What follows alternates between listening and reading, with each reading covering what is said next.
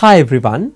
Once again, we were privileged to invite Mr. Sanji Caldera, the principal migration consultant at Sanji Caldera Associates, to the Sri Lanka Morning Show program. First of all, we welcome you back to the Sri Lanka Morning Show program, Sanji. Thank you, Tushar, for having me today.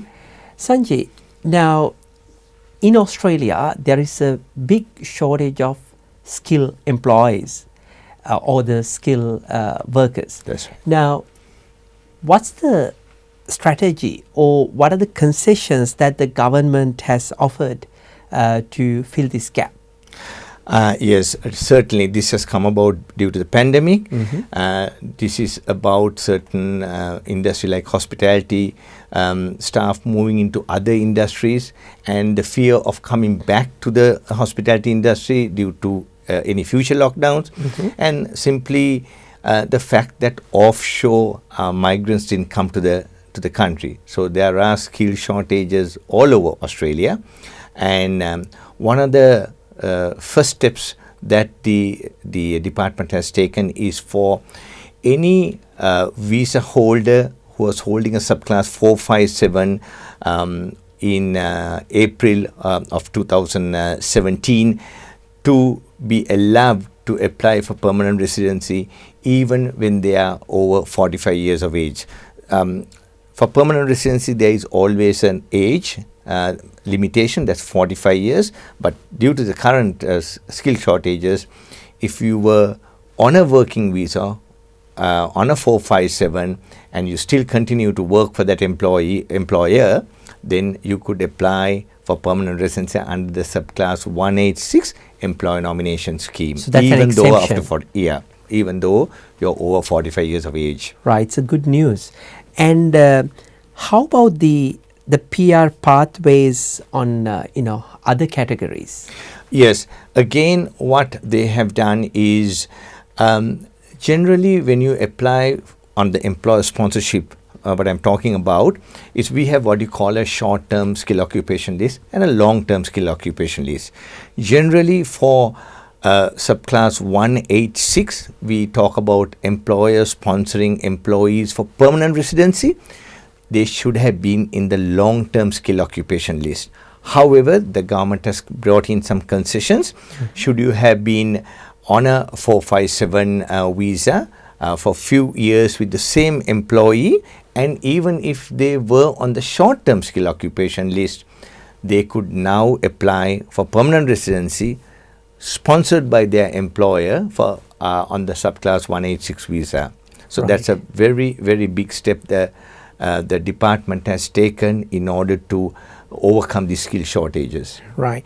Now, with regard to the 482 visa that you mentioned, by 1st of July 2022, are there any changes? Yes, there is another major change, again aimed to combat these skill shortages. Generally, a subclass 482 visa is called the short-term skill visa, skill shortage visa, that is given for 2 terms. It's given for 2 terms, either it is for 2 years plus 2 years or 4 years plus 4 years. Now, if you have been working in Australia, specifically in the year of 2020, 2021, you could now go and apply for a 3rd term with the same employers. Now, what are the other concessions offered by the Australian government for this skill shortage? Yes, one of the other concessions that was given was just to overcome the skill shortages was that the students being allowed to work full-time. So that's a very big step. Generally, they are allowed to only work 40 hours per fortnight. Now they are allowed to work full-time. There is also another concession which was brought for what we call the subclass 407 trainee visa holders. Generally, their spouses are only allowed to work full-time. Now they are allowed to. So spouses of subclass 407 trainee visa holders are also allowed to work full-time.